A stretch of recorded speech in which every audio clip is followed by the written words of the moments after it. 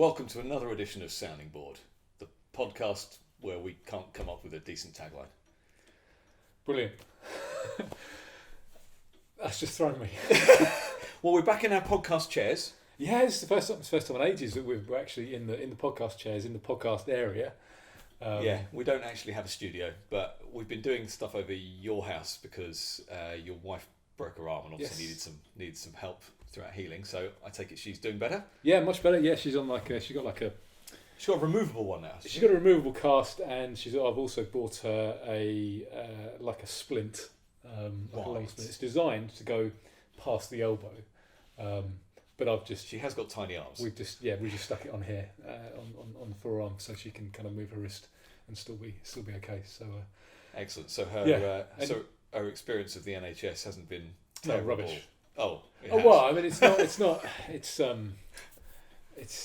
I mean, I guess they've done okay, but it's, and she was quite lucky in that it wasn't early on in lockdown.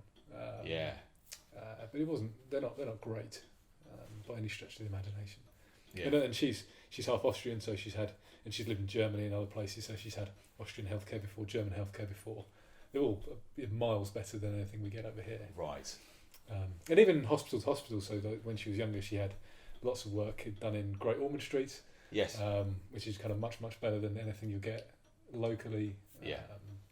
To the point where they couldn't give her a splint. They didn't have any splints, so they had to kind of like cast her arm again, and then kind of saw through it, and then tape around it, and make a makeshift splint out of a broken cast. That I can open up, and she can pull her arm out, but she can't take it on or off herself.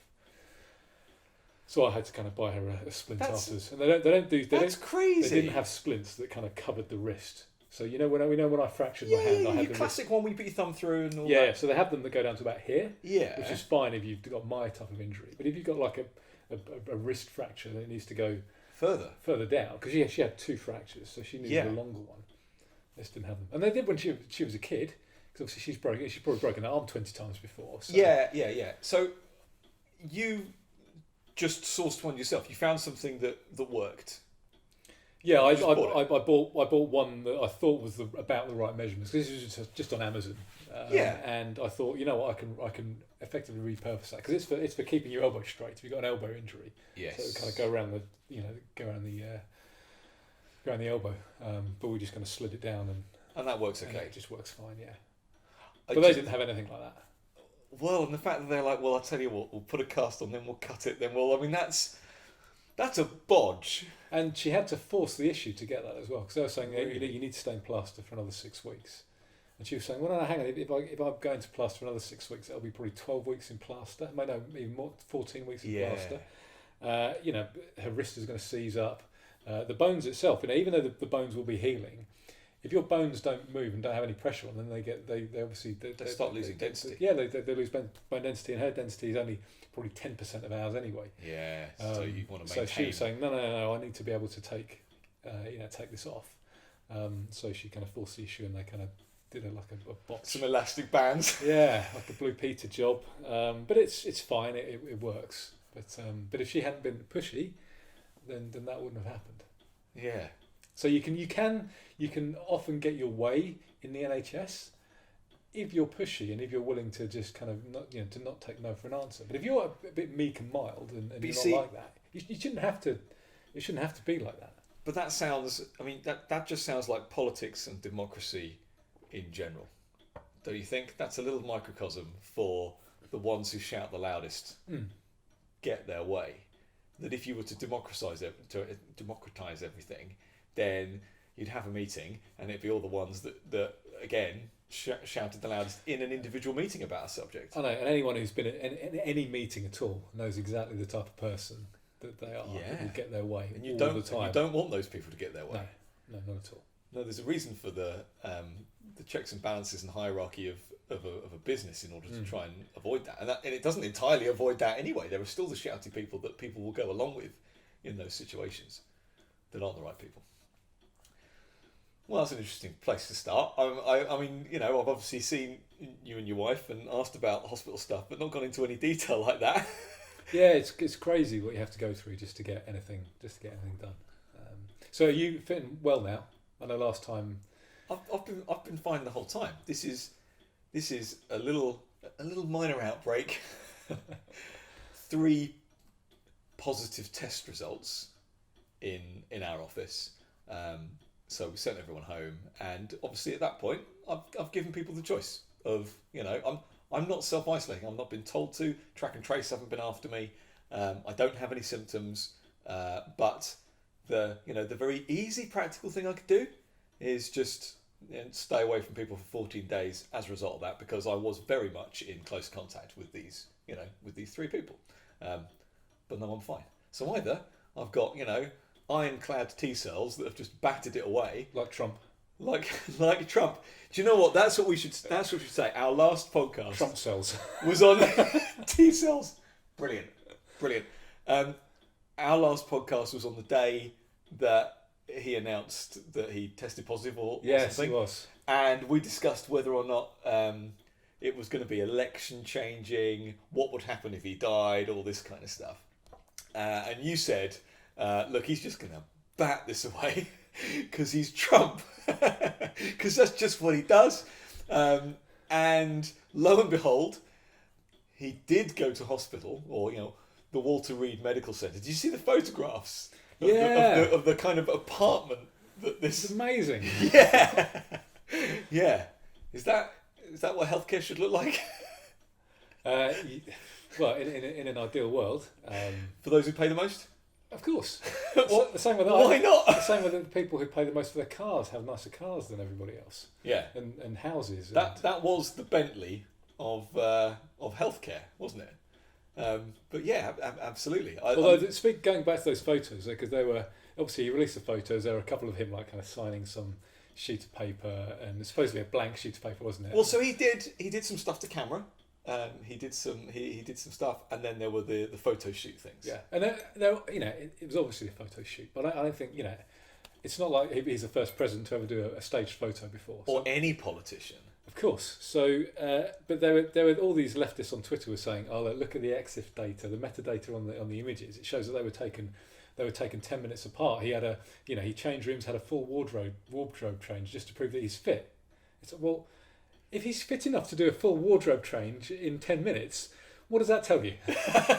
It's just balmy. It's just like I don't know. They don't get it at all. They don't really think. At least he had the pen top off the pen, though. Didn't he? I don't know why. Is he? Well, I'm just thinking of good old Sadiq Khan. How many photo shoots has he done where he's going to sign something and he's still got the pen lid on? Have you not seen these? I thought this was the thing. Sadiq Khan photo shoot. He went to have some injection or something, and there's still the cap on the needle. I mean, everything he does, it's staged, but staged really poorly. Oh, I'll have to check those out. No, that stuff does the rounds. But after that little scare of him, needing to be medicated, he or was whatever, always going to be fine. He was always going to be fine. And well, now he tweeted something about "Do not be afraid of COVID," and Twitter censored it. You can't even see it on Twitter unless you click through. There's like an interstitial. It's like they have a warning on there. I was going to say they've tagged it. I know that they tagged it because I saw that tweet before it got flagged. Okay, right. I was sat having my lunch yesterday. Yeah, I think I retweeted it or put some comment on it.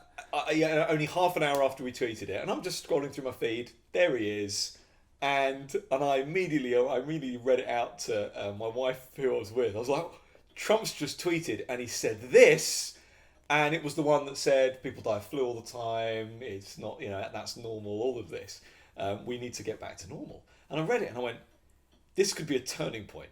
Right here. I mean, obviously you can talk about the politics of it, but that's what everyone should be saying. Well, and then less than a few hours later, and I'm showing it to someone else, and it's got the warning. But it's got the warning. Don't you love that particular Twitter warning? The one that says... Love and hate it.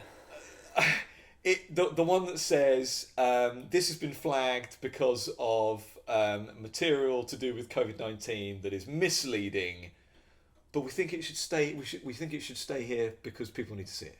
It's like everything that applies to you can't. It's in the public interest that everyone sees whether someone is good, bad, A liar. a liar. Like, all of this. Why would you want to hold that stuff back? This concept that you should remove lies from a platform is bonkers, don't you think? Yeah, because I remember thinking slightly higher of Mark Zuckerberg when he was saying, no, people have a right to know if their politicians are liars, so we're going to leave that stuff up. Yeah. Which is, fair play. If you don't want Isn't it up to the voters to decide whether they're a liar or not? Or if you want to elect them anyway? What if they're both liars? Well, what if one's a liar and one isn't, and then Facebook protects the liar by removing all his lying posts, so the public don't know and they elect him. They unwittingly elect a liar, because that's what could happen. I've not thought about that. That's exactly the scenario. what could happen. That's why you want that scenario. So you need people to know that they're lying, so that they don't mistakenly elect them, thinking, "Well, I haven't seen any lies. They're a perfectly truthful politician." That's the scenario. So spinning that out further, you could have lots of people on the platform saying this guy's a liar, but there'd be no proof.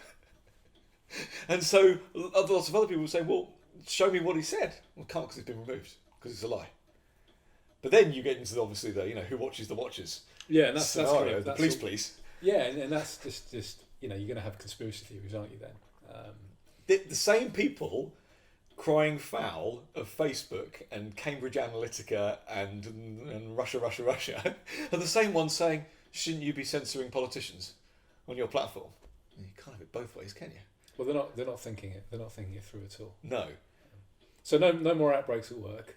You've passed it around. You know, Typhoid Mary. I know obviously of that. So presumably you're COVID Nick now, because the common thread with all these. What are you talking about? Oh, I've not seen Trump in the last few days. No, your office.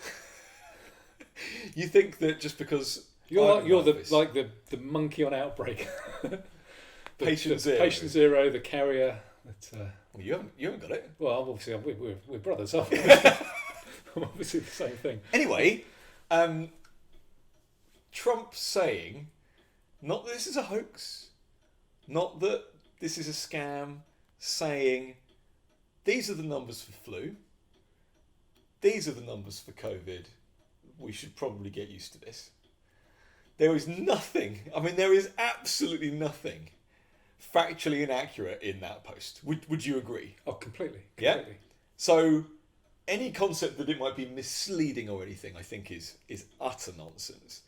I think it was the "do not be afraid" bit. I think that's the part where he says, "Don't be afraid of COVID." I think that's the bit that triggered them. But isn't fear subjective? It is, but they want you to be afraid. I agree, but how can you put a measure of fear in the definition? It's all nonsense, obviously.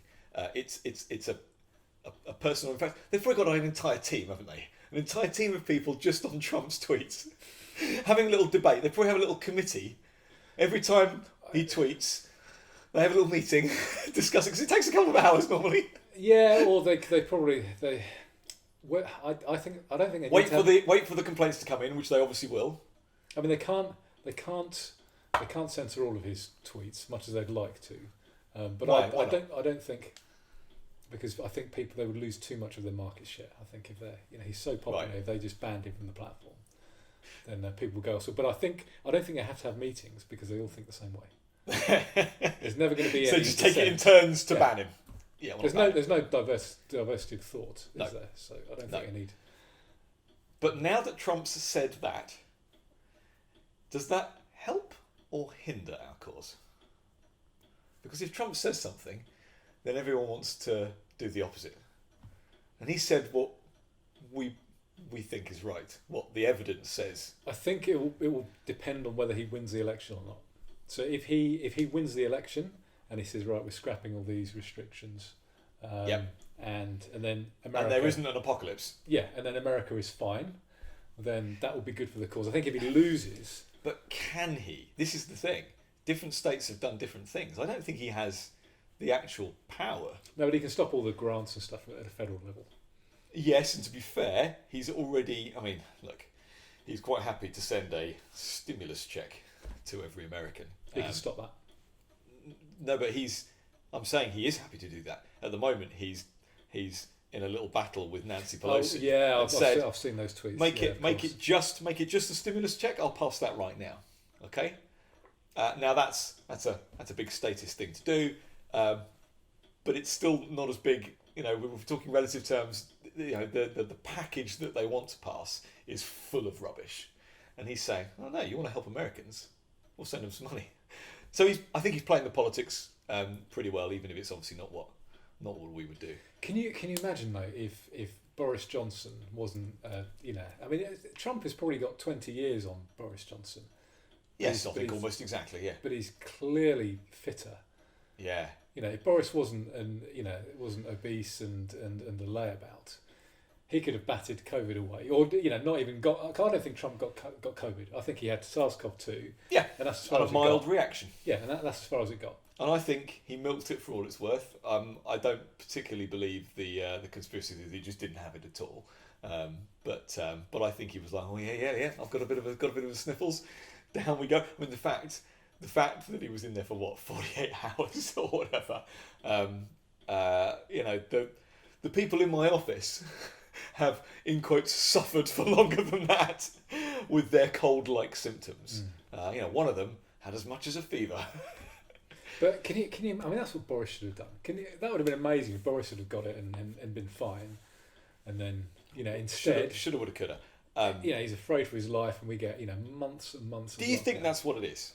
Do you think this all comes back? Because he'd already done the lockdown, but do you think it continuing and getting more draconian and him being fearful and him being led in that way, if you think that's what's happening, do you think that all stems from him having it and being scared? I think he's got lots of people who just want these draconian, laws and restrictions, Yep. and I think that there are lots of people like that around him. But because he's still afraid, he's just, he's not going to go any other way. He has changed, hasn't he? He has, and I think I remember. I think I mentioned it before that I had swine flu about kind of 10 years or so ago, and that knocked me for six for a good couple of weeks. But then after that, I'd kind of go back to work again, but I was just shattered in the evening. But I was commuting to London and stuff, so I had long days anyway. You had long flu.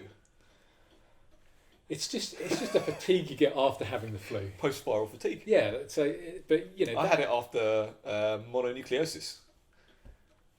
Glandular fever. Yeah. And it just you're building. It takes a while to build your immune system back up. You're still kind of fighting everything. You've got to push yourself, but not push yourself too hard. That's the thing, and I kept maybe pushing myself a little bit too hard, and then having like a couple of days off work again. And then, So it kind of took me a while, and I wasn't kind of really training down the gym or anything because I didn't have any energy, and it knocks you for six, and that was just kind of normal for swine flu. It's basically the same as normal flu. No, well, according to Ferguson, you and lots of other people should have died. 250,000 thing, wasn't it? Swine flu. Exactly. You're the only person I know who had it. Yeah, well, an entire office had it. The whole place just, as soon as one person got it, that was it. The whole place was out for like weeks. Really? Yeah, it got passed around the office. So you were the monkey in that case. No, I wasn't the first. I wasn't the first to get it. I was. The monkey doesn't get ill. Right. Yes, that's true. That's why I'm the monkey. But yeah, so these things take time, and obviously he was, he's not I was a fit and healthy, I was probably 30, 31 at the time. That's a pretty good age to get anything. And he's, Boris is in his early 50s, and he's not fit in his early 50s either. You watch him kind of lumbering around. He's not a fit. I know he goes cycling and stuff, but he's not a fit man. He's lost a chunk of weight, but not enough that you'd notice. And he's still fat. And this is my point. He's there going, I've lost 22 pounds or whatever. And it's like, from where? Yeah, as a percentage, that's nothing. Yeah, exactly. He's a big guy. Have you seen anything of his conference speech? Obviously, the political conferences have just been all virtual, so it's complete nonsense. No, I couldn't bring myself to. Oh, neither am I. Don't get me wrong. To I've not watched any of it. I just kind of sit there with like clenched fists, just getting wound up whenever I. When you read a quote, Hancock, Sunak, anything. Commander Sunak, yeah. What do you think of the stuff that he has said though? Because obviously you've had the gist. Well, the one thing that stuck out to me was that he say something like, by this time next year, it will all be fine, and regardless, we'll just have to live with it by then. Why can't we live with it now? He said all the logic that Yep. for next year could be applied right now. He said that we'll be cheek by jowl at the conference in a year's time. That there'll be no social distancing in a year's time. Tell me what's going to happen between now and then. I mean, there's 66 million people in Britain, just under 3,000 people in hospitals, so like 2,800. Got to check the figures earlier on. I think there's something like million. 2 people per hospital. Yeah, that's not a lot. I saw that statistic. It's not a lot, and it's not climbing particularly rapidly. It's not, or it's leveling out. You know, that's it. Well, but it's turned into case-demic, hasn't it? It's turned into just bump the numbers up, look at the numbers as much as possible. You know, you've got universities where they're testing. Why the hell are they testing all of the students in a university? Why are they testing any of them? And did you see a 90% asymptomatic? 90%, yeah? Well, I think that's probably because 90% are false positives and don't actually have it. Well, quite. And if you and even the ones who or they did have it, and it's dead RNA, you know. And even the ones who are symptomatic, have you seen some of the warnings on these tests that say we cannot distinguish between this and the common cold? I've seen that. I've also seen that debunked as well. There are different sorts of tests. So yeah, I'm not sure about that one. That one hasn't passed the Nick Elliott fact check yet, but I'm aware of that's been doing the rounds. But I mean, obviously there's the mask boxes and stuff that says does not protect against SARS-CoV-2 and stuff like this. But yet Which is true. Yeah, it's a virus. It's 1,000 times smaller than a bacteria, which is what these things are designed to. Water droplets. So I heard this great fact. Apparently, so obviously when you breathe in a mask, yeah, then it produces a really nice condition for a virus to live in. Aside from that, so normally when you breathe and you breathe out and your breath will go like a certain distance. I still think it's more than 2 meters. Think if you watch someone smoking, aerosolized, how far it goes. But the thing is, you can't see it. There's a lot of tiny things that go a long way. Yeah, exactly. But aside from that, but what happens when you have a mask is that it goes like that and like that. It goes out, but it's like when you have your finger over the hose to make it go.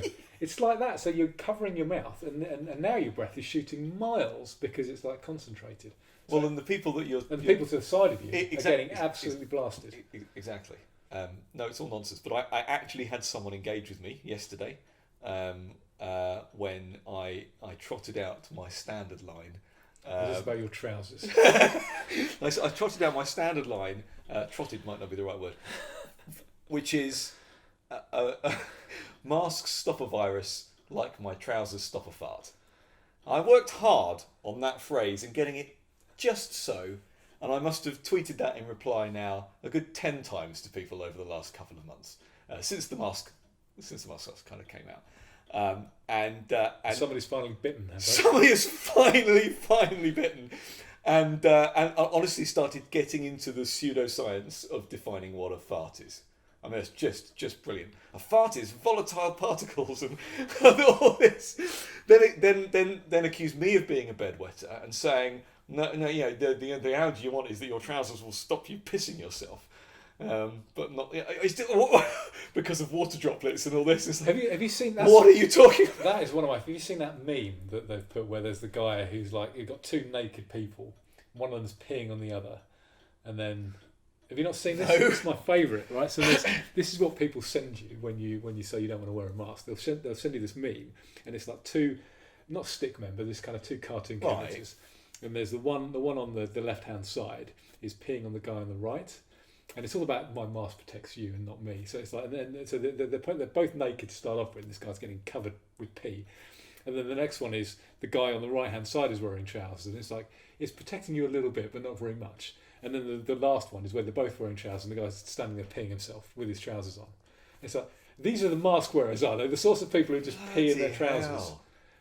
They're not thinking these things through. No, not at all. Let alone that. It probably is aerosolized, okay? And that's not the same as being passed in water droplets. No, it is. It absolutely is. So, and I know even the CDC keep sitting on the fence over whether this is the case. but it's highly likely that, like most respiratory viruses, it's airborne. And so all of the things you just said there, and the fact that you can still breathe through the mask, let alone it'll come out everywhere, means it's got nothing to do with droplets. Well, look at Switzerland, where each different canton has their own rules, right. And there's no difference. Some have mask mandates, some don't. Nothing. That's made no difference at all. Let alone the fact that there's absolutely no change in flu deaths at all, and everyone got a cold when the kids got back to school. So none of it works. I mean, you can actually say that either people have stopped hand washing, social distancing, cleaning surfaces. I mean, think of all the COVID secure nonsense. Okay, think about the fact that businesses now wiping things down. They've got one-way systems. They've got changing cohorts of staff. They've got you standing in stupid queues or being outside. They've got you taking things off of trays so they don't touch me. All of this nonsense, and just like always happens, towards the end of the summer holidays, the colds started coming out, and then the moment all the kids went back to school, everyone got colds. Yeah, and everyone's immune system was going to be even worse than normal because they've had 6 months of being isolated instead of kids just being around a handful of friends instead of an entire school for 6 weeks. Yeah. They've had 6 months. Yeah, so it's all nonsense. Well, that's just a standard podcast for us then, saying about how nonsense it is. Where do we go from there? So I had some other things that I wanted to talk about. COVID-y things? No, not COVID-y things. Let's talk about them. Marxism things. Not maskism. Not cultural Marxism. Real Marxism has never been tried. Socialism and just kind of arguments against socialists. So I've seen a few people recently tweet about, as you always do, you always get these numpties, tweeting about how people are underpaid. And the theory is that I am, you am, you are, everyone is. Well, so everyone wants to be paid more. Wants to be paid more. Yeah, that's the thing. But that is literally their definition, though, isn't it? Well, so having asked them their definition is and this is classic Yeah. I keep wanting to say Marxism.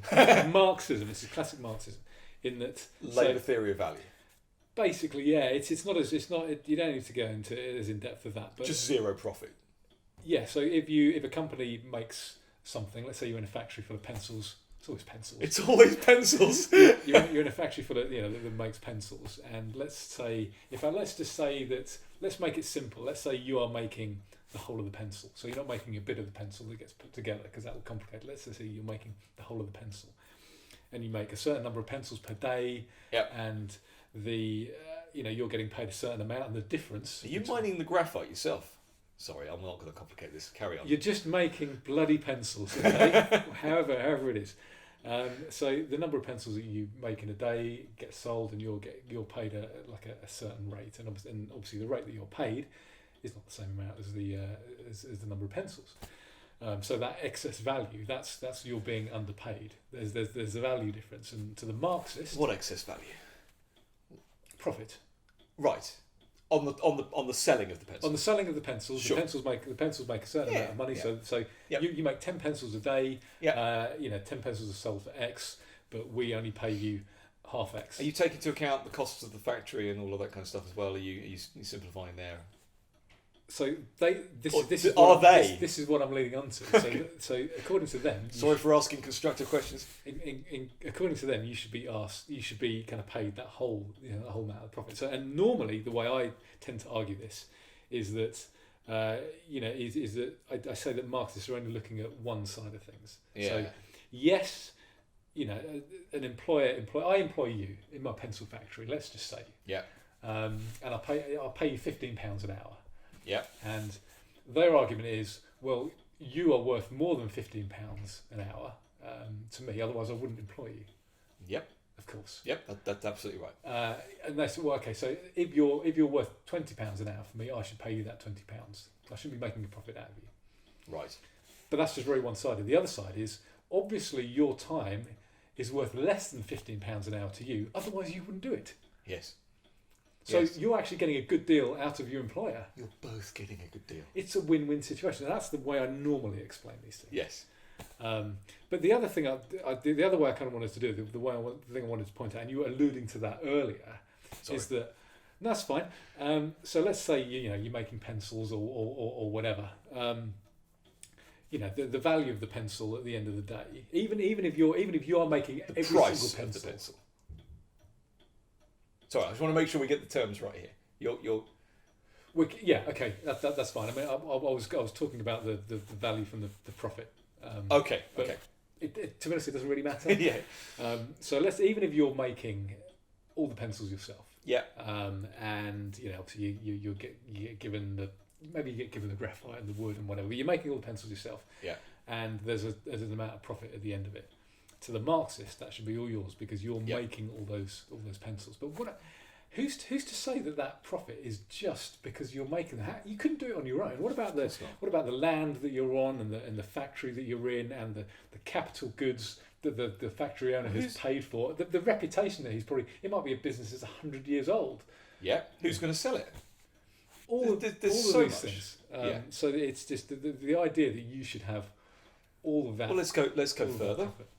What if there's a downturn in pencils? What if nobody's using pencils for a bit? Everyone's bought too much. Are you going to still get paid your salary for a bit while the company rides it out because they're forecasting demand, or maybe they got it wrong? Even let's say we're farmers, okay? Well, I'm a farmer, and Nick, I want you to come and work on my farm. We're going to be growing carrots. Yeah. In my carrot farm. Yeah. So it's going to be a lot of work, and it's going to take us a while. First, we need to. The land isn't very good, so we need to work the land. Yes. And we need to get it into a position where we can start planting the carrots. It's going to take 5 years. Yes. I can give you all the profit of all the carrots in 5 years' time if you help me, or I can give you a wage. What would you prefer? Yeah, exactly. The kind of standard time preference stuff. Exactly. There's that whatever it's called, like sweat investment or whatever, and that obviously entrepreneurs do, business owners do, but they take all of the risk. They take all of the risk. The only risk to the employee is that they won't have a job. I mean, it's still a risk.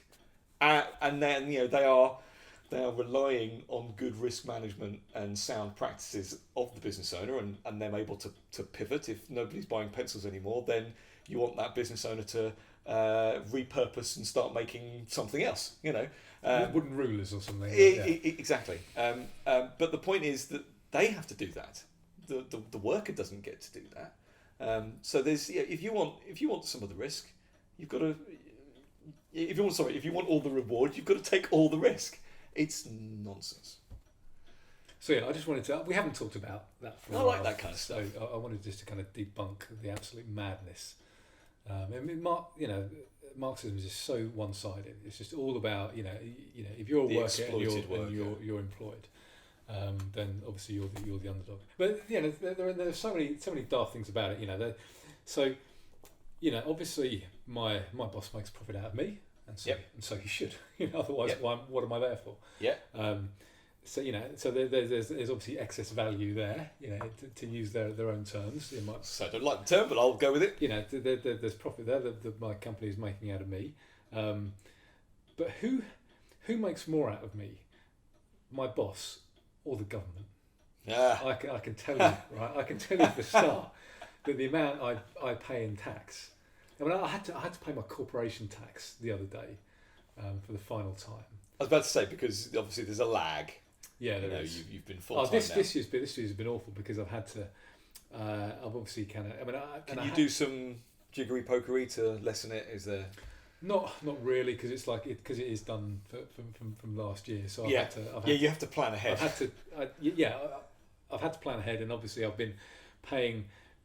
Since I got the permanent job, I've been paying tax every month, and PAYE, and also I've got these kind of huge chunks. So I paid my corporation tax, which is just under 30 grand, a few days ago, the end of September, and I had like a bunch in January, and there was another lot of tax I should have paid in July, but I didn't.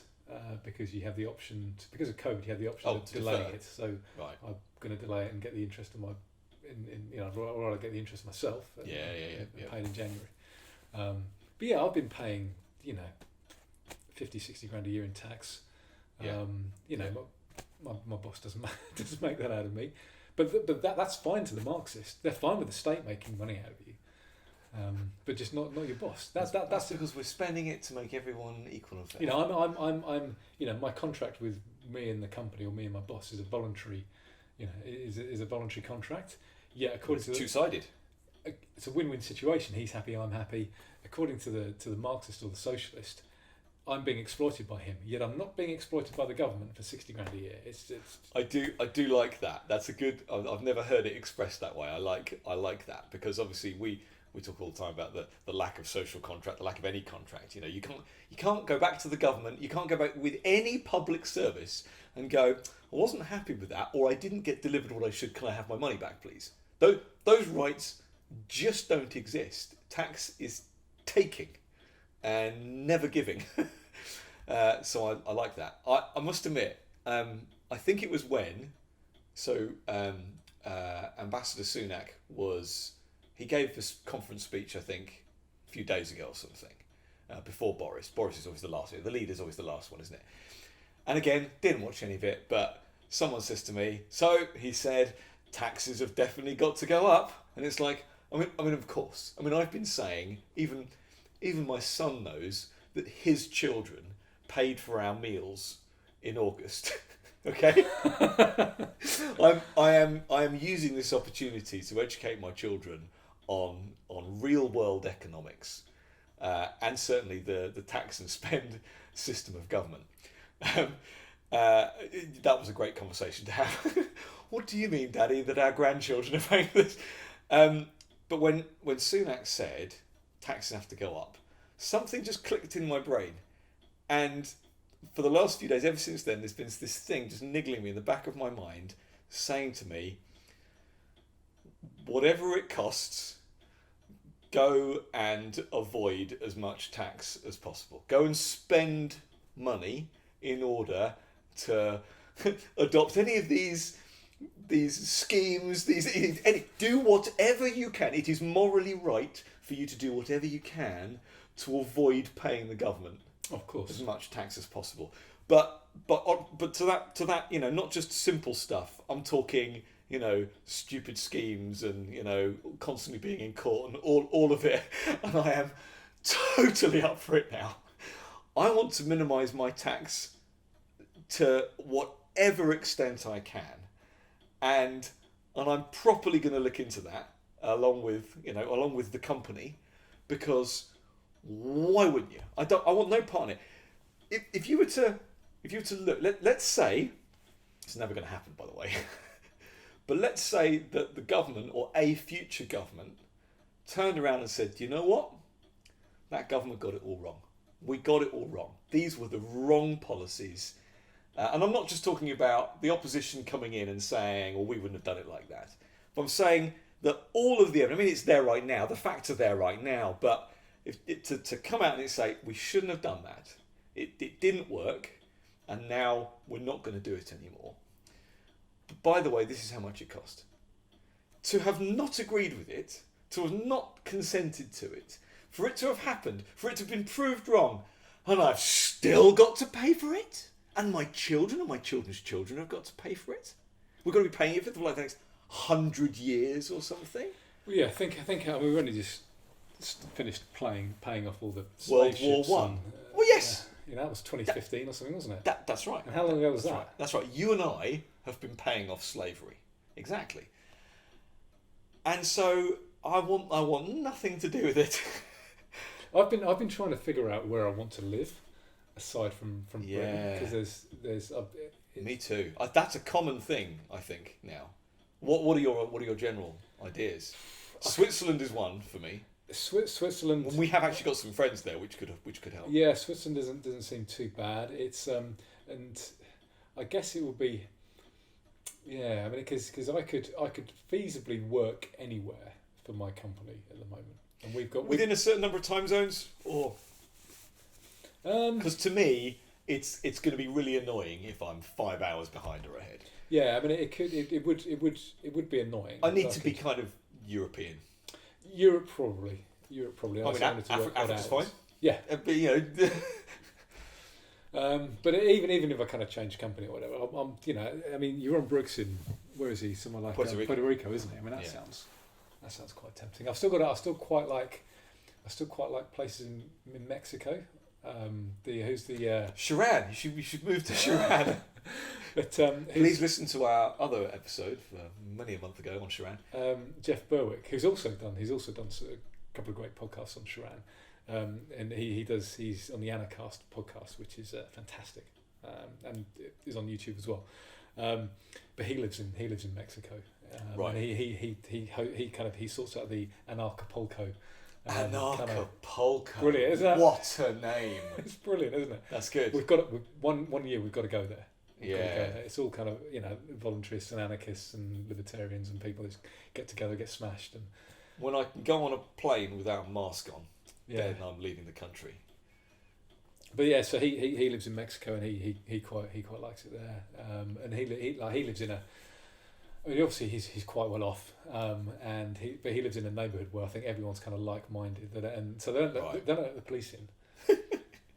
Like sounds like Sharan. Yeah, they don't on his little estate or whatever. They're like, no, you're not coming in here. Has he got private security then? As in order to front off with the police? I mean, I imagine so. I'd imagine they've all got guns anyway. Yeah. And they just don't want it. At all. So did I tell you? Just this is on the theme of leaving the country and living somewhere else. Did I tell you what my wife's threshold was for leaving the country? Did I tell you that? This is like a tax rate threshold? Or if only. This was how bad does it have to be before we up sticks? Right. Kids forced to wear masks at school. I don't know. I don't think we'd leave the country over that. You just homeschool, I guess. Exactly. You see what I'm getting at? So there is a workaround for a number of things. I mean, I wouldn't send them. I wouldn't let them put masks on them. And then if they sent them home, then yes, they wouldn't go to school. I would start a school. Yeah, or it wouldn't be called a school. Because if schools had to, you get the idea. No, my wife said a law on dissent. She said the moment that's passed, it's kind of there. Well, and we've had this discussion. You're not allowed to protest. You're not allowed to protest. We've had this discussion, and we've also said that you've got the Ofcom guidance, and you've got like Twitter and Facebook and YouTube and everything, censoring stuff on coronavirus and COVID related things. But she said, no, specifically dissent against the government. And I said, oh, right, this is like we did a podcast beginning of last year, was it?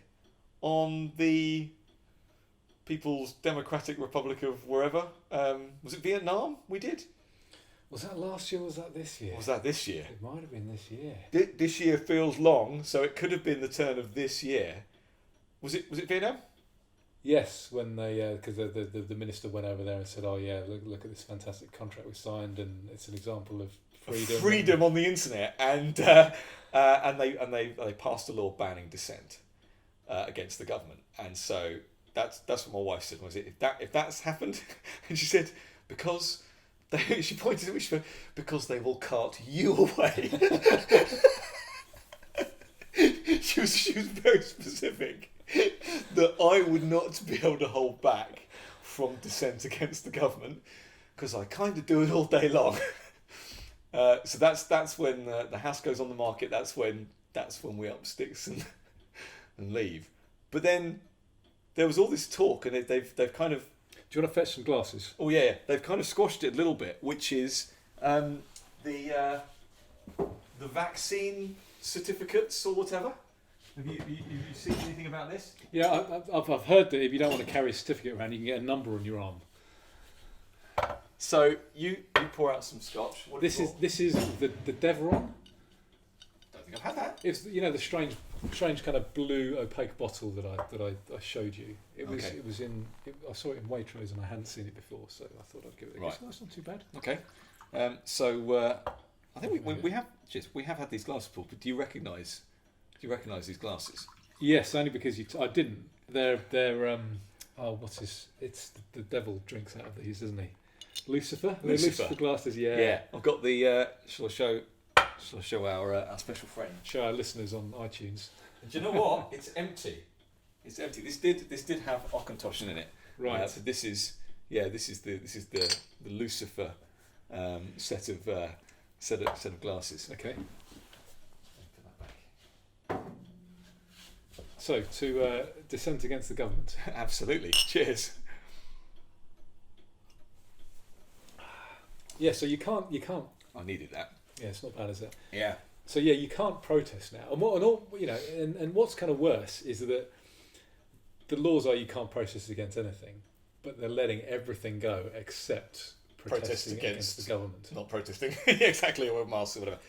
Whether it's wearing masks or any kind of lockdown restrictions. So going back to the idea that you might need some kind of vaccine passport, okay, that you might not be let on a plane unless you've got some kind of official government certificate saying that you've had the vaccine, and so that was the next part of the conversation I had with my wife. She said, "Well, what if they do that? Then we can't leave because we will have to have the vaccine, and we don't want the vaccine. What if it's dangerous or whatever?" And I said, "Well, this is where." This is what happens in these situations, okay? And this is what happens with authoritarian governments, okay? We'd get one on the black market. This is where we'd go and get a forgery. What would happen is that people who wanted to leave the country would be able to pay, and let's face it, I would reach into my pocket and I would pay thousands of pounds for 4 pristine looking certificates that were officially government stamped that said we'd had the vaccine. And then that would allow us to leave the country. Yeah, of course. So I've got it all planned. I've got our escape route planned. I just don't know where to go. And I mean, it's horrible. I mean, I think we should just touch on this for the moment. I don't think you and I have seriously considered leaving the country, really, before. I haven't mainly because of family, to be honest. I could cope. This is the other thing. We've got to take everyone. Yes, for sure. I mean, I could, because I mean, Julie would be better in a hot climate or a slightly hotter country.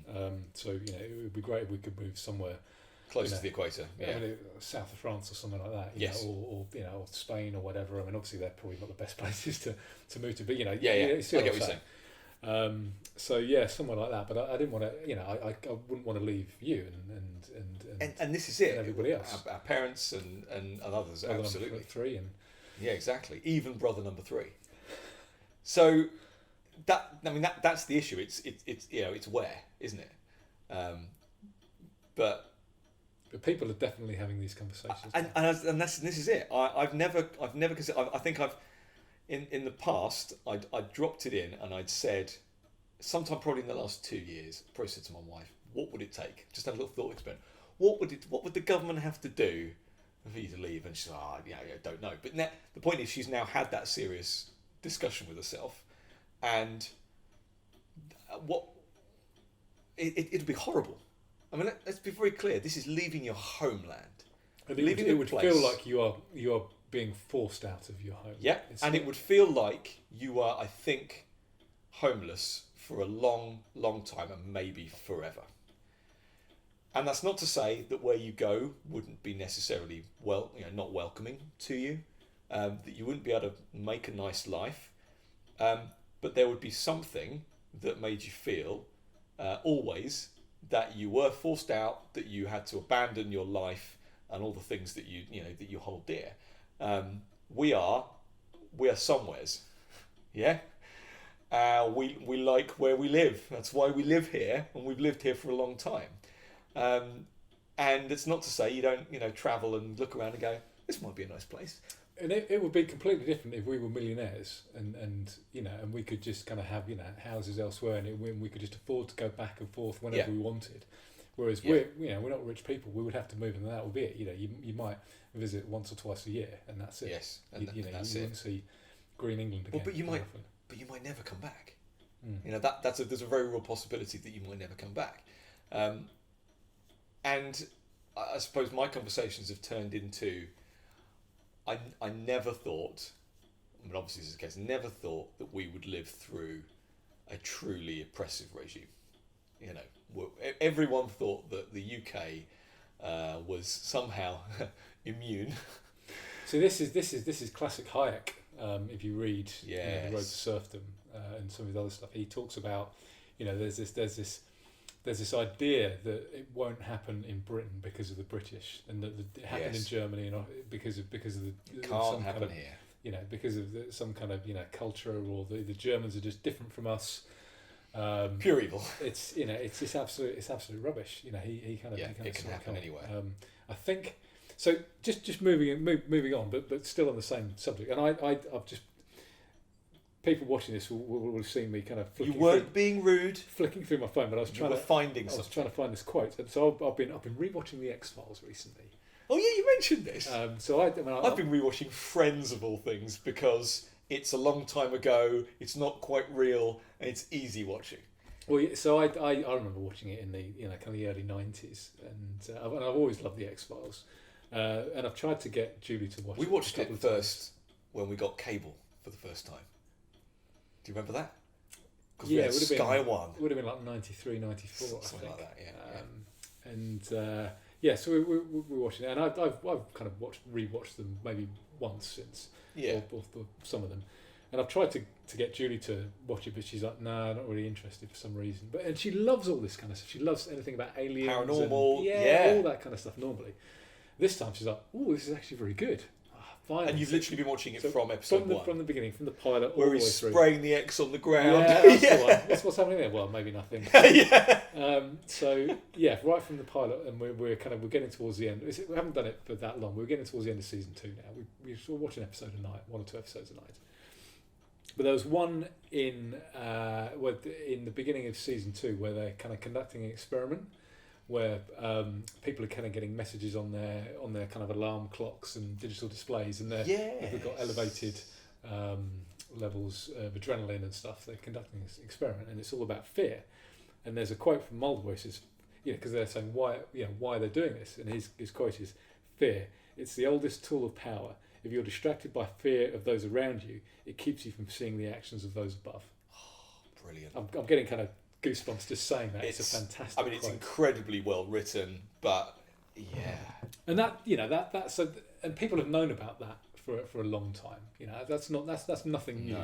No. But we've got it in practice right now. Be fearful of the person near you. Okay, but they've been so clever. It's what's happened now. It's what I think why things have accelerated so much is that in the last 6 months or so, fear has become a virtue. The more afraid you are, the more virtuous you are. I'm wearing a mask and goggles, and I'm not going out of my house because I'm afraid for my life. I'm the most virtuous. Yeah. We talked about masks being virtue signals, but fear itself is now seen to be a virtue. If you're not afraid, like you're right, that we're the worst kind of people to those. Well, who are we're in dangerous, fear, according to them. So fear is now a virtue, and that's how things have just I was going to say dropped off a cliff, and I'm drawing this ramping up, but you see what I'm saying? I absolutely do, and the conversations I've been having are around Cold War stuff, really. If you did live in East Germany or Eastern Europe, there's so many similarities with like kind of people snitching on each other and never knowing who's working for the state. Yep.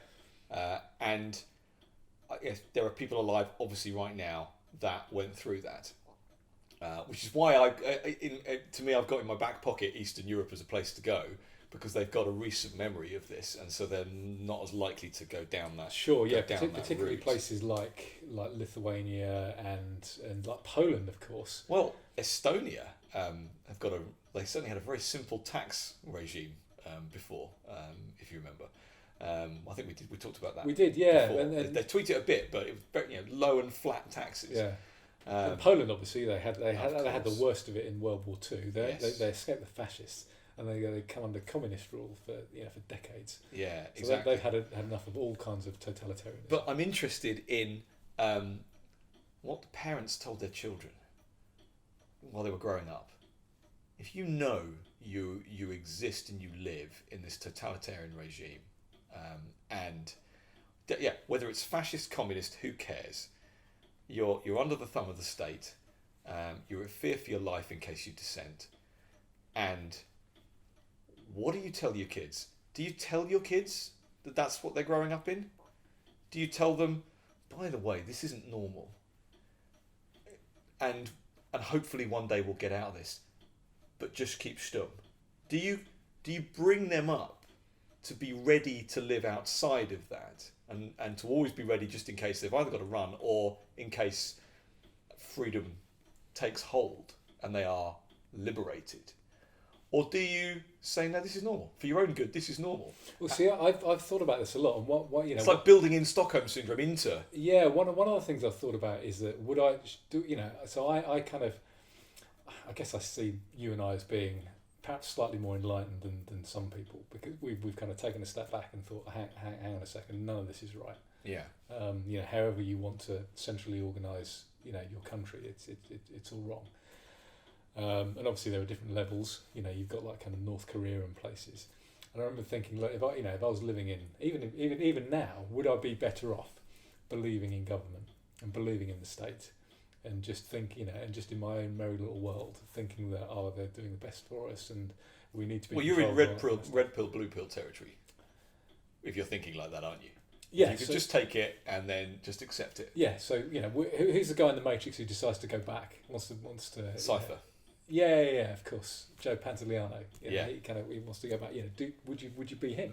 I want to be an actor. Yeah, someone famous, someone important. I want to be rich.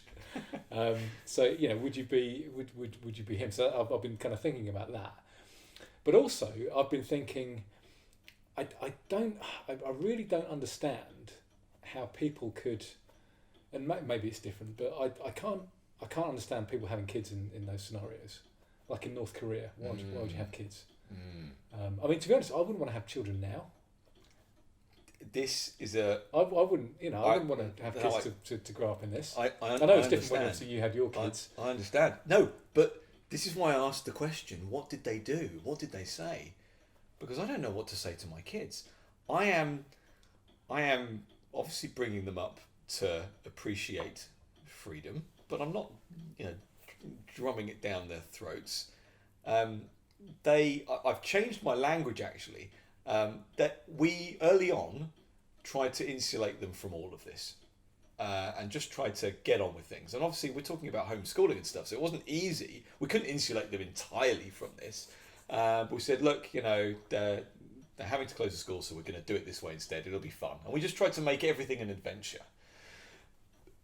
But because they then did start to interact with other people when some of the measures were lifted, when some of the movement restrictions were lifted, there just became a general term of either COVID or coronavirus being the reason for everything, to the point where my 5-year-old daughter would say, when the silly coronavirus is over, can we do this, or something like that. And I think even we started saying things like silly coronavirus, and we've tried to downplay. We've explained to them that coronaviruses are, one of many common colds and all of this kind of stuff. They know more than most bedwetters, and they're 5 and 8. Okay, and I think they understand it better than most of these people. I have no doubt.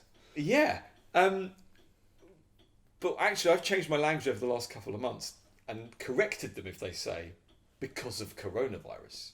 And I said, no, because of the government actions or because of the government restrictions. Why are we not planning you a birthday party in 2 weeks, 5-year-old daughter? Because the government might not let us. And so I've started using phrases like that. I've tried to be as calm and as clear and as non-scary as I possibly can. But the kids know that this is because of the government restrictions, not because of the coronavirus. And I feel like that's the right thing to do. I don't want to bring them up. It is thinking this is normal. It is different though, because obviously when you had your kids, it wasn't as wasn't anywhere near as bad as this. We just had Gordon Brown or whatever. Oh no, it would have been David Cameron, wouldn't it? I guess. When they were born. Yeah. He was born. But it wasn't that bad. The worst you could have got was Ed Miliband, I guess. But would you have kids now? It's such a difficult question. I mean, you certainly wouldn't decide to have children at this point, would you? You wouldn't think let's try for a baby. I think that is. You'd at least have to wait and see what happens. Well, but look, I respect anyone making that decision either way, and that's not me sitting on the fence, because I think that many people, like I was when I'm saying it early on in this, we'll just insulate our kids from it. We won't talk about it too much. We'll keep people, keep them away from the fear, because you think it's going to blow over, because you think it's going to end sometime soon. Maybe that's the difference, because I don't really see it ending now. Exactly, and so anyone who's having kids thinking, that's fine, by the time they go to school, this will all be done with. I have sympathy for that. I really do. I think there's still a chance of that in that kind of timeline, but at the same time, I think that on that kind of timeline, there will still be a huge amount of our freedoms taken and not given back. Yeah, because my thinking at the moment is that by even if we're not under house arrest, if you decided to have kids now, by the time they're at school, half the country will be working for the NHS, and the other half will be making hazmat suits that your little kids are going to have to wear in their classrooms. It's just. I've been blackthought. I was just about to say the roles have been reversed a bit here, or rather, we just kind of go down. Yeah. That's where you are. I'm not sure if we've hit kind of bedrock yet. That's when we leave the country. When you tell me you've bought plane tickets, or you're being smuggled on a ship, because that's the thing, isn't it? It's like you can't help but think in those terms of thinking, well, what if they don't let me leave? What normally happens with these regimes? They keep you in, and again. It'll all be under the guise of safety. It'll all be because we don't want you to infect anyone else, or it's for your own good, for the greater good. Well, no, it's always for the greater good, because that's where the because all these socialists and people kind of they talk about not wanting walls. They love walls. They just of course the walls to keep people in, not to keep them out. Before this, you I think would agree. That the term fascist was bandied around a bit too freely to describe people. Well, yeah, because it was used to describe anyone with any kind of right of centre view, or any libertarian, anarchist, voluntarist, classical liberal. Yep. Anyone who to the right of Jeremy Corbyn. Anyone who is not. The kind of the top left corner of the spectrum, or that believed in free speech, even if they were left wing. For sure. Yes. Yeah, you've got to be the top left corner. You've got to be the kind of the extreme left wing, extreme authoritarian. Anyone outside that was fascist. Yeah. And people would call, for example, Boris Johnson a fascist, and it wasn't right. I think you'll agree. Boris Johnson, Trump, anyone, yes. Steve Baker, these people, the freedom lovers. What do you think Not now? Steve Baker probably comes under that category, but what do you think now? Do you think Boris is a fascist? This has been rattling around my head. The people now who might say, and the irony is they're not saying it, I don't think, because they love the authoritarianism of this government and they want more of it. But could you, or at least if he's not a fascist now, do you think the future policies that are being laid out about the kind of level of control of the economy? I alluded to his speech. We never really talked about the stuff he was talking about, like the green stuff and the level of controlling the economy, the jobs that won't be around, what was it, techno-conservatism?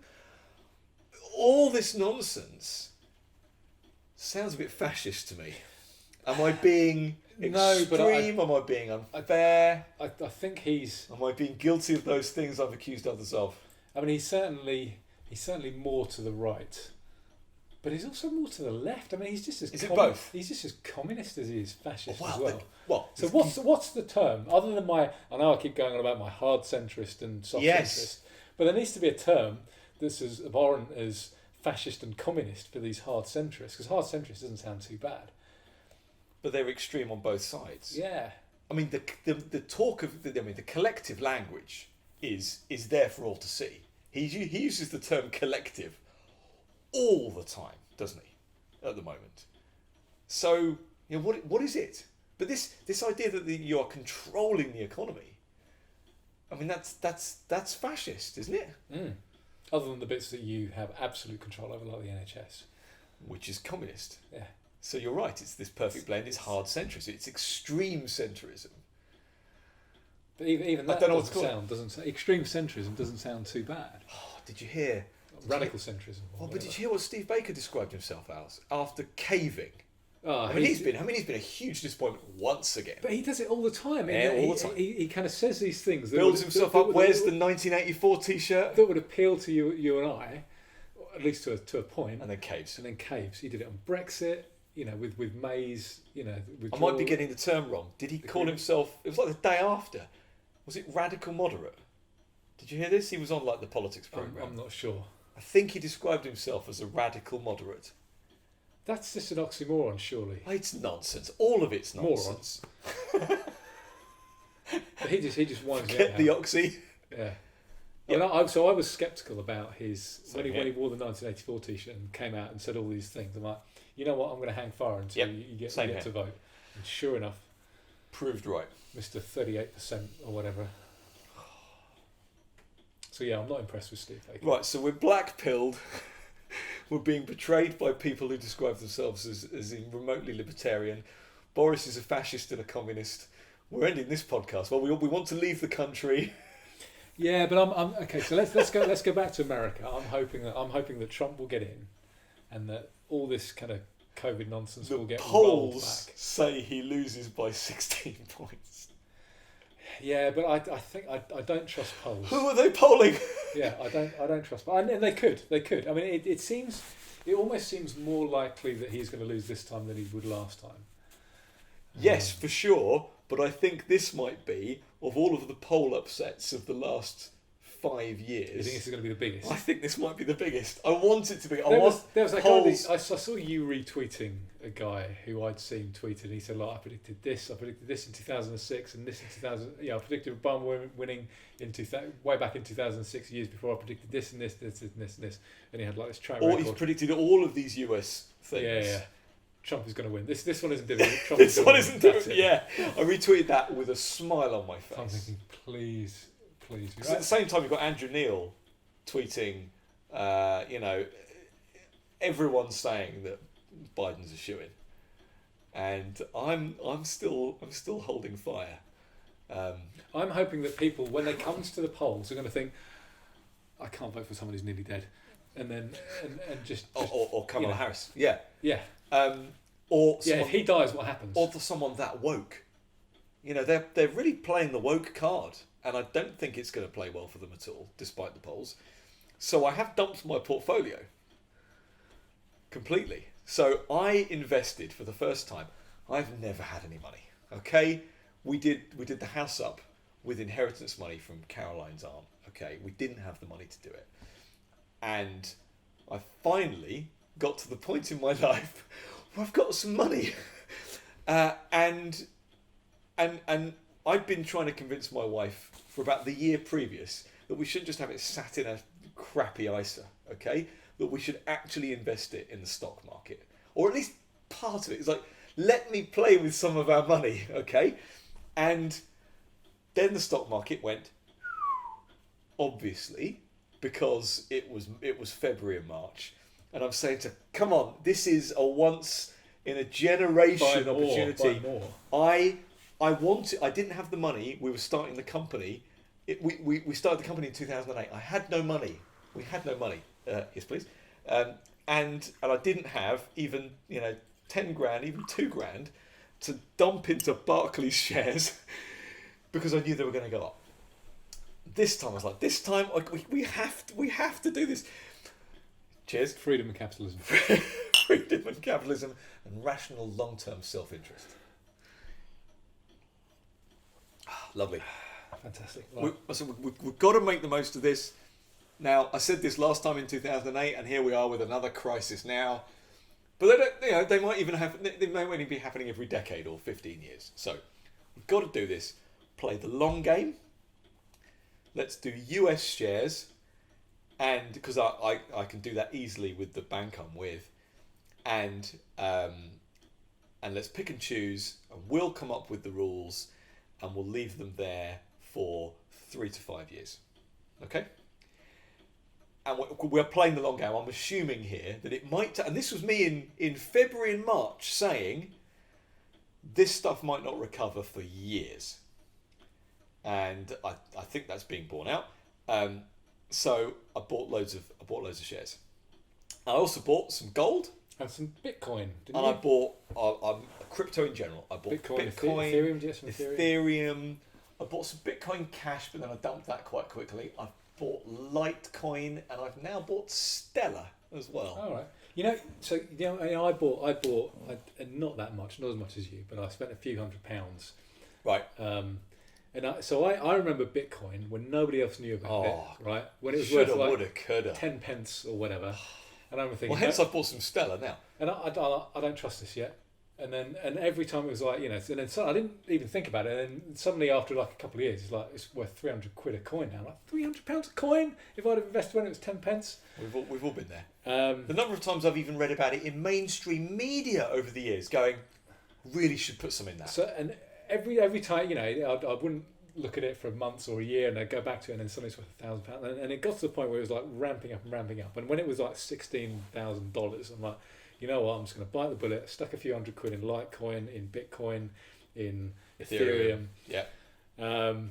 Not quite at the peak, but I mean, maybe it wasn't quite 16,000, but it was like close to the peak, and it just dropped off a cliff after that. I'm like, and that's it. So I've never made any money on this at all. So you left them there, though. I've left it. Yeah, it's like anything. It's like money I can afford to lose. So yes, I've just left it there. At some point in time when I'm retired, it will get back to the 16,000. Got to play the long game, and I'll get it then. I mean, I've made the most on the Ethereum, I would say. But in fact, but also since then, for the last few months, I've been able to invest in silver. So I'm doing this through Revolut. Yeah. Oh sure, yeah. Great online bank, brilliant service. I pay for the metal card, the metal service, because then I get all my trades paid for. So it costs me like 100 quid for the year, but then I don't pay for any trades. Now it's not designed for day trading. I can't be there buying in the morning and selling in the afternoon, but it's perfect for what I need to do. And I did an initial investment, and honestly, I timed it perfectly.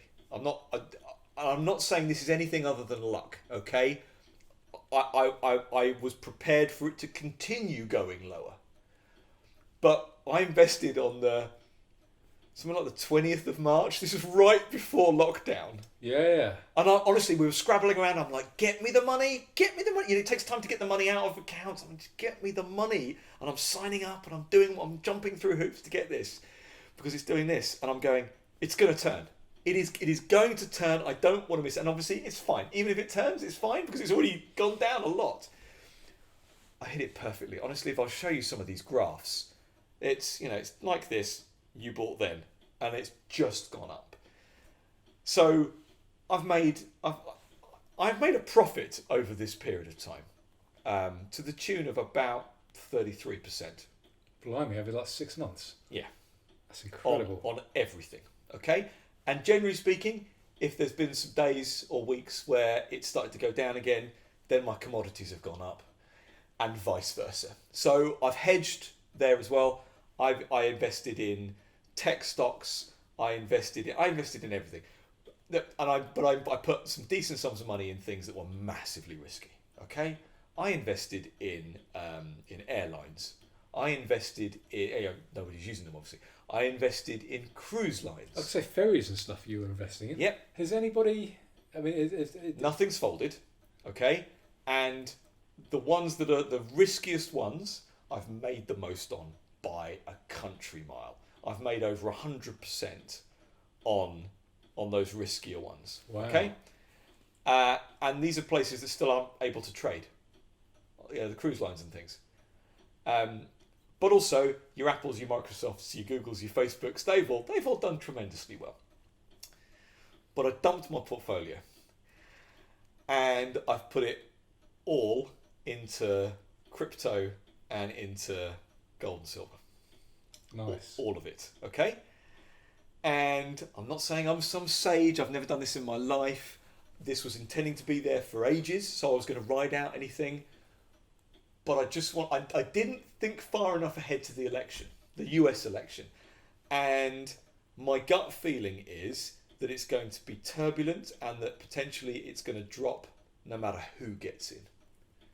That there's going to be unrest, there's going to be, cries of foul play and all of that. Not typically. And I want to buy at the dip again. Yeah, typically when a Republican or a Conservative wins an election, it goes well for the stock market in Britain and in America. But Trump isn't your typical Republican. Exactly. So this is not your typical election. It is different.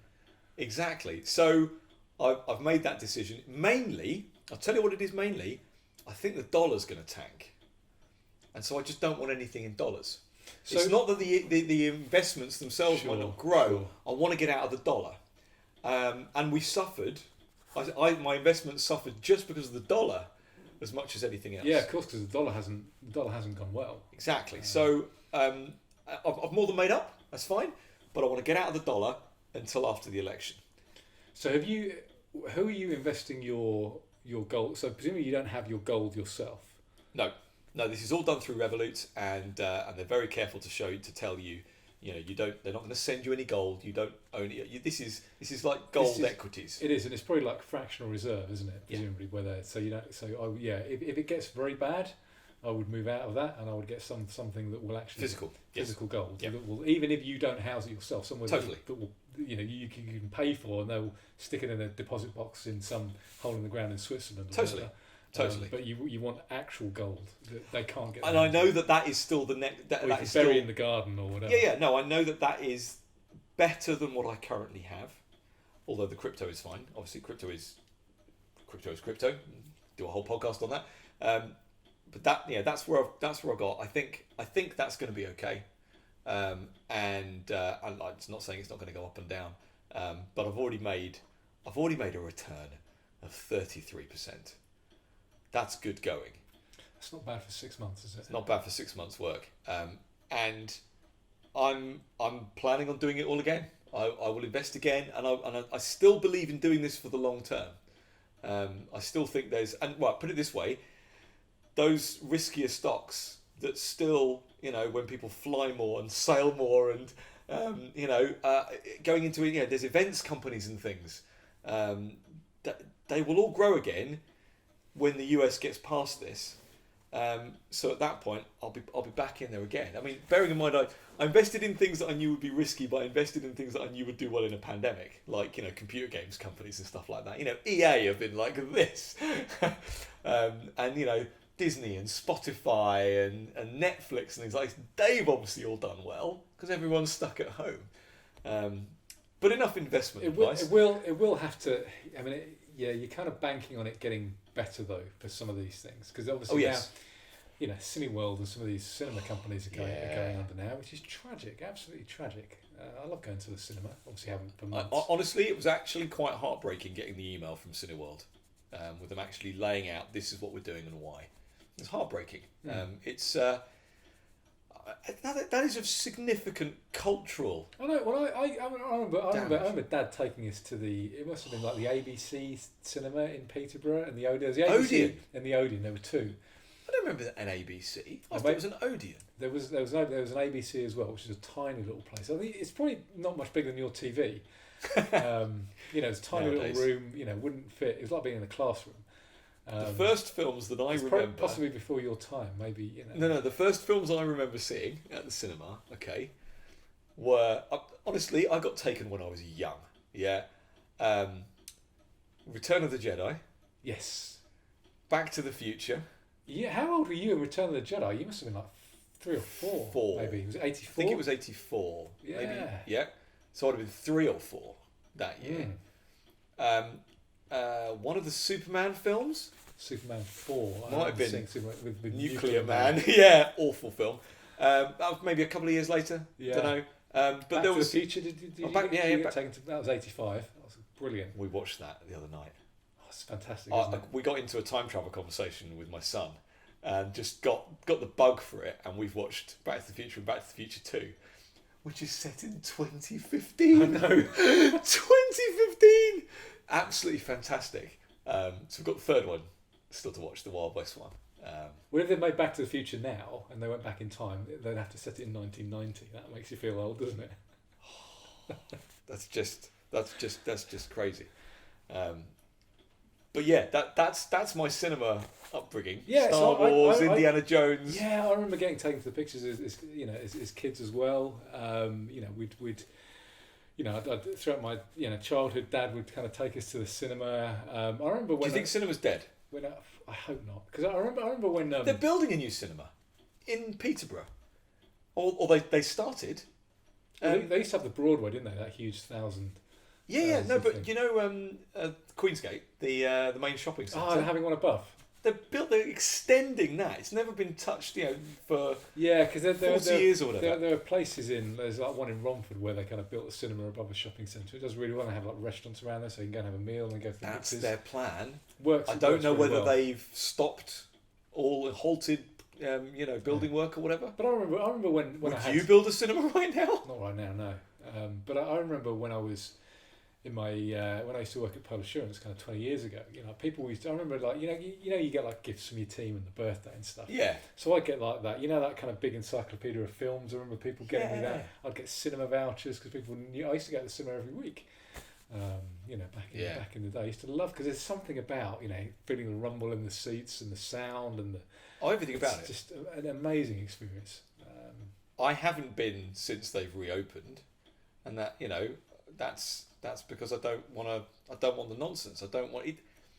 These things have to be fun.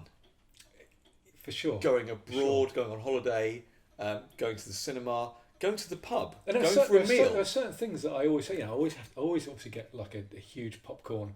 I get a slush puppy because you've got to get a slush puppy or whatever the equivalent is. I would get however many scoops of ice cream you can get in a tub. Right. Yeah. The biggest box of nachos that you can get. So I always get like nachos.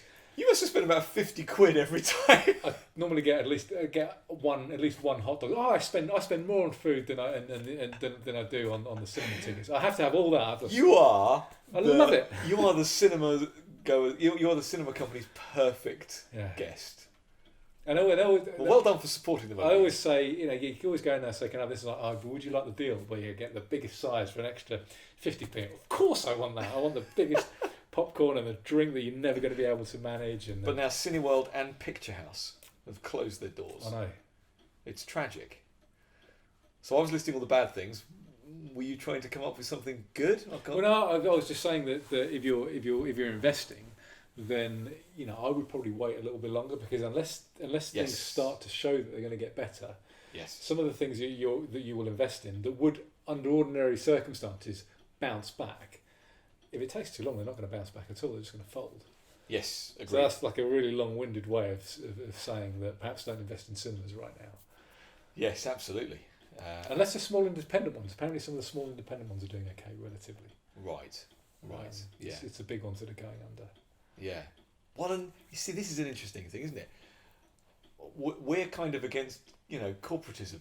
I think that's fair to say, generally speaking, because it tends to be the reason that these corporations exist is because they're propped up by government regulation and lobbying and all this kind of stuff. And so, the cinema industry, though, there's not a huge amount of cinema regulation, I imagine, compared to like banking or energy. Oh, in comparison, it's nothing. But the fact that you're saying independent cinemas, small cinemas are doing well, I want to encourage smaller businesses in general, and obviously a reduction in regulation to enable that wherever possible. So if this sees a renaissance in small independent cinemas, because there's still a demand there, then that will be a good thing. I'm not saying that the closing of these is good, but you get what I'm saying. That there's something good that could come out of it potentially.